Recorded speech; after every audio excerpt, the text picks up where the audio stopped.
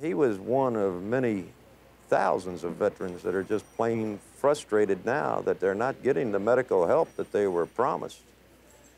And he was one of the very few, I hope, that exploded and went back to his, what he had been trained to do best. And when he drove that Jeep through this front door over here and shot up this lobby, it was just a cry for the American people, let's sit up and look, what's happening to us? If you're on the hunger strike, then don't stay out there. You know, if you got more than 2 days, come up here on this piece of cement and be with us. You know, because the news of Hopkins' death inspired a spontaneous gathering of vets in front of Wadsworth Hospital. Many of these men shared Hopkins' feelings, an overwhelming sense of impotence and uncertainty about what might happen to them and their children. Within a few days, a tent village was erected on the hospital's lawn, and 11 veterans began a hunger strike. They asked for the immediate testing and treatment of Agent Orange victims and treatment for the effects of delayed combat stress. In a desperate attempt to make themselves heard, they demanded to speak with the president. From each person to submit to their congressman. When they asked me as an 18-year-old boy to go to Vietnam in 1965, I went to Vietnam. And then I went back to Vietnam a second time. I didn't ask any questions when I was an 18-year-old boy growing up on Long Island.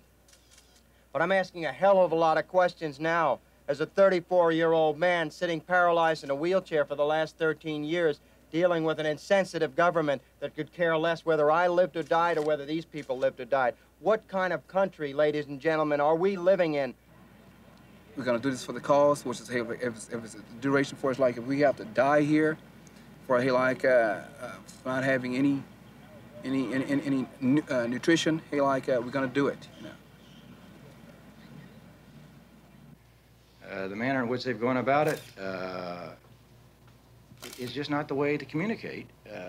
You just don't violate the law, and then in violating the law, demand a meeting with the president. Now, I don't know how a country can function if every time a law is broken in this country, the president is supposed to meet.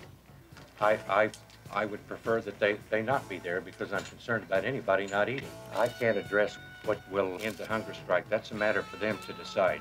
In terms of a meeting with the president, there are none of us here that would be so presumptuous as to speak for the president or the White House.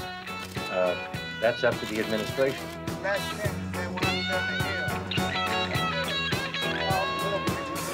I'd like to be a general in the Pentagon instead of a foot soldier here in Vietnam. I'd like to be a congressman in Washington, D.C. instead of fire-based base surrounded by VC.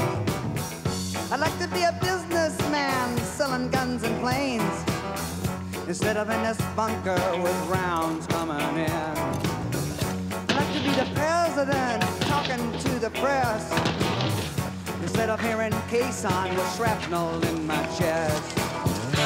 I'll be